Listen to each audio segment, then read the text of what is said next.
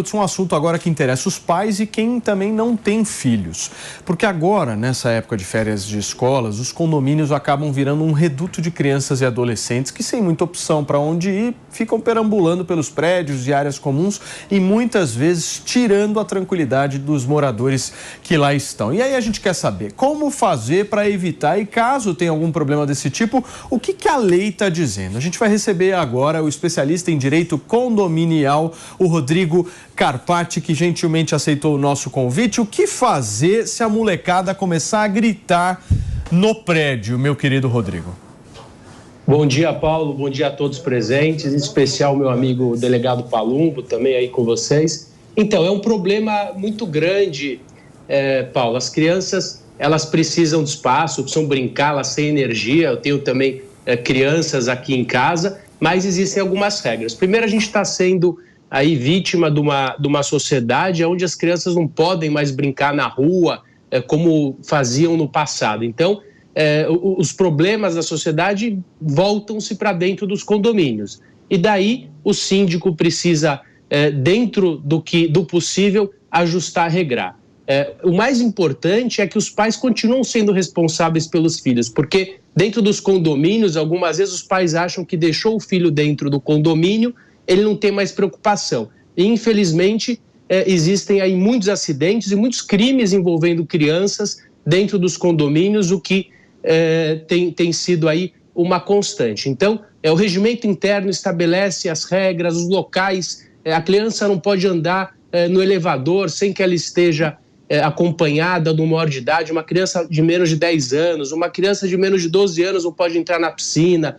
Então, essas regras básicas que são leis, algumas outras não são leis, mas existe o bom senso. Eu já vi muito condomínio deixar uma criança de 2, 3 anos ali embaixo sozinha com o zelador cuidando. Isso é um absurdo e não é função do condomínio. Então, o síndico precisa deixar as regras muito claras, os pais precisam entender que por mais que exista aí uma questão social, o pai precisa trabalhar, a criança não pode ir para a rua, dentro do condomínio é o local, mas existem vizinhos que precisam ser respeitados. Eu acho que a melhor política pública era o Palumbo divulgar o WhatsApp dele.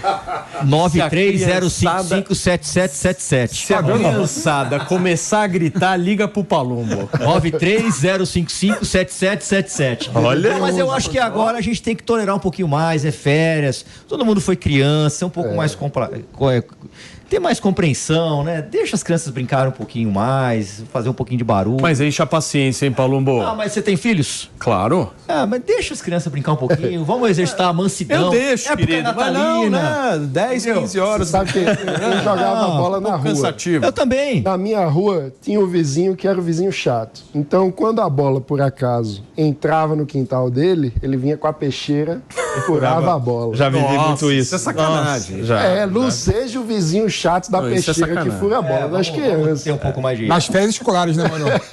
Nas férias escolares. Vamos ser um pouco mais Escuta, compreensivo, mas às vezes né? não é só as crianças não, né, doutor? Tem muito barulho de festa dos caras que atrapalha. Tem muito barulho de festa, mas as crianças no condomínio, eu também sou pai, também tenho crianças, e a gente sabe que elas fazem barulho. Concordo, pessoal, que ele tem que deixar a criança brincar, logicamente, mas a gente tem que ajustar essa relação, porque a gente tem até uma série em uma emissora que trata de um problema que começou na quadra do condomínio e depois virou uma briga de crianças, começou com uma briga de crianças no futebol e virou uma pancadaria e depois os pais viraram aí o cenário de fundo dessa série, é a briga dos pais. Então a gente tem muito isso dentro do condomínio. Ju, você pediu? Não pedi, mas eu queria comentar. Essa proibição das crianças de 8, 10 anos pegarem o elevador sozinhos, gente, eu acho isso absurdo. É inconstitucional até. É absurdo mesmo, porque eu tenho medo de elevador, eu peço pro meu filho descer comigo, que tem 10 anos. Então... Mas com base no quê? Delegado, Você mede? Tenho medo de elevador, tenho medo. Tenho medo de elevador, tenho medo da minha mulher. Fazer o quê? Todo mundo tem medo na vida, ué? De bandido não tem medo, não, né? Zero. Mas de elevador... Elevador eu tenho medo. E um bandido no elevador, o que você faz? Aí eu deixo de ter medo, né? Eu posso falar? Por favor, Ju. Porque é o direito de vida daquele cidadão. Ele tem 10 anos, mas ele é um cidadão. Então, Agora ele não pode utilizar um elevador sozinho. Aí você condiciona a presença do adulto para aquela criança transitar ali no elevador. Aqui em Brasília teve a tentativa de aprovar uma lei dessa, fui radicalmente contra, exatamente defendendo esse princípio, dignidade humana, ir e vir, né? Principalmente de um indivíduo que está ali em plena formação, que precisa descobrir o mundo. Não vai discordar, né? Pelo amor de Deus. Já interrompendo de novo. Não, mas tem uma questão também anterior, né? Que tem muito acidente no elevador. Né? E tem uma criança de 10 anos já tem um certo... Ou seja, há uma lógica. Mas tem um caso de uma criança em Recife, o menino Miguel, que tinha 5 anos, era filho da empregada. E aí estava na casa da patroa. Eu lembro desse caso. O menino acabou morrendo, porque ele saiu no lugar errado. Mas 5 anos, né? Mas 5 a 10 anos já tem discernimento para andar de elevador. Eu também acho que 10 anos. Mas o limite é difícil você precisar. Qual que é a limitação etária? E os pais que têm que decidir. Fala, doutor. Então, a questão é justamente essa. Qual idade a criança passa a ter discernimento? Então, a gente não tem, como advogado, delegado, às vezes a gente não tem essa noção. Existem ABNTs baseadas em estudos que dizem que uma criança, a partir de 10 anos, passa a ter discernimento. De histórico, o que nós temos? Nós temos alguns acidentes. Foi mencionado o caso do menino Miguel em Recife, e nós temos um caso também, infeliz, um caso em que uma menina de 8 anos se enforcou com uma corda dentro do elevador por um acidente. Então, quando o elevador para, o estudo é que uma criança menor de 10 anos não tem o discernimento para tomar uma medida ou para utilizar, se o interfone não está funcionando, para ter uma tranquilidade ou para acionar os meios necessários para que exista um salvamento. Isso também funciona na piscina, né? Também temos inúmeros acidentes dentro de piscinas, dentro dos condomínios. Agora, doutor, e os crimes que decorrem por muitas vezes de desentendimentos, né, Palumbo? Tem muito isso em Acontece, a ignorância humana não tem limite, né? Em nenhum lugar. Em nenhum lugar. Não tem limite. Você brigar por causa de um filho que está ali jogando bola, por causa de barulho, sai no soco, como a gente tem visto.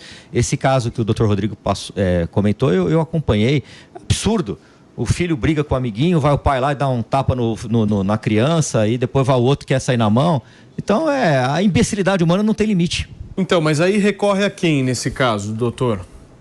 Então, a gente tem que recorrer, como a ignorância não tem limite, a gente fala em bom senso, e se não tem limite à ignorância, não existe bom senso, é difícil. Então, a gente tem regras dentro do condomínio. A gente tem uma convenção, a gente tem um regimento interno, e principalmente a figura de um síndico que tem que estar aí amparado por um advogado, por uma administradora, para tomar as medidas. E, principalmente, essas medidas devem ser preventivas, educativas. Olha, pessoal, o uso da quadra funciona assim, o uso do elevador funciona assim. Quando o problema é entre crianças, às vezes é mais fácil de resolver quando o problema ultrapassa a criança e passa a estar no adulto, o adulto se intromete. A criança se resolve dentro da quadra, mas na hora que o pai acha que ele tem um direito maior do que o outro, do filho do outro, vira confusão, e a gente tem visto aí os problemas da sociedade, eles acabam sendo reverberados no condomínio. O condomínio é uma micro-sociedade, então tudo que a gente está vendo aí nas ruas,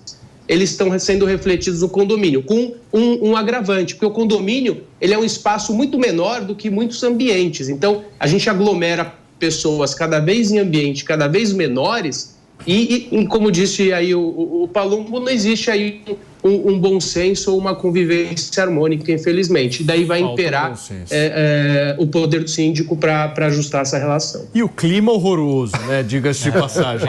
Natalino, né? Para um Natal, né, meu? Nada pior. Fala, Maninho. Ele falou agora que fica para o síndico. Eu fiquei curioso. Qual é o tamanho da responsabilidade do síndico em casos de briga entre dois condôminos? Onde vai o limite do poder do síndico e pelo que ele pode ser responsabilizado num caso assim? Então, o síndico ele tem o poder executivo dentro do condomínio. Ele é a última voz do condomínio, apesar dele não ter um poder de polícia. Então, ele tem um poder norteador, a ferramenta dele é a aplicação de multas, acionar o jurídico, mas ele não responde se duas pessoas entrarem em vias de fato, por exemplo.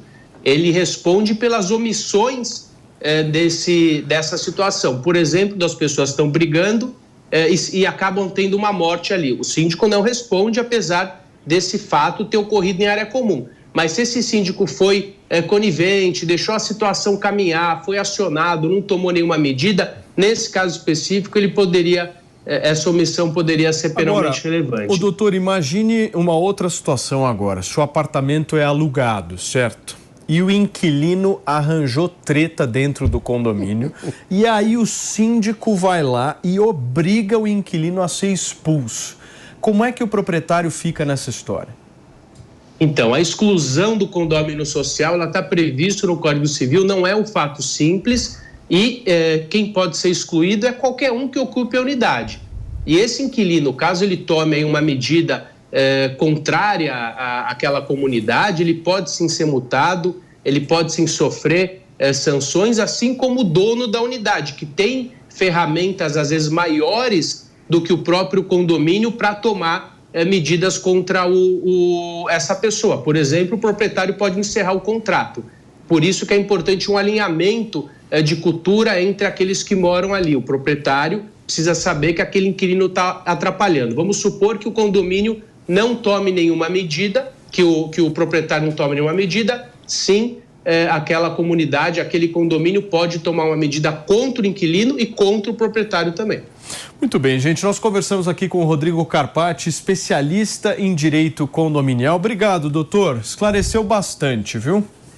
Eu que agradeço e fico à disposição. Foi um prazer falar com vocês, Paulo. Valeu, um abração pra você. Clima bom, né? Pra gente Deixa as crianças brincarem. Né? Deixa as crianças brincarem, boa, né? isso aí. O condomínio todo mundo se ama, né, Mano Ferreira? Mas por Família é a mesma coisa.